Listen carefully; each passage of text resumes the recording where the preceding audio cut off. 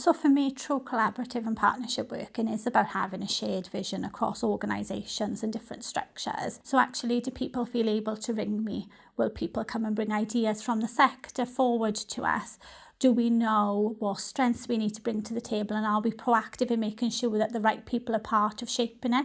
I'm very lucky as part of my current role that actually I can use that role to be a vehicle for change, but knowing that actually we need different people on the bus to create a really good collaborative approach together. Culture is really important. It's about creating a positive culture that enables Welsh ministers to deliver better Wales for our citizens and making sure that we're including citizen voice in everything that we do. An all systems approach supports the vision for the sector because it's a collective approach, empowering others to come forward with innovative and different solutions, created such phenomenal positive change in such a short period of time that I think that actually is really central to everything that we do. And I think it will be really central to me as a leader in terms of making sure that my approach is collaborative and I really focus on the innovative solutions of the people that I work with, of people across the sector, and of citizen voice to shape how we develop policy. I always ask myself some key questions to see about how I've created a positive culture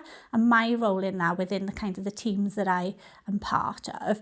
And for me, that's about considering if people feel empowered to disagree with me in a given week, if they felt that they can come and constructively give me an alternative opinion, and actually how have those conversations gone? Have they created a better vision? Have they created better outcomes?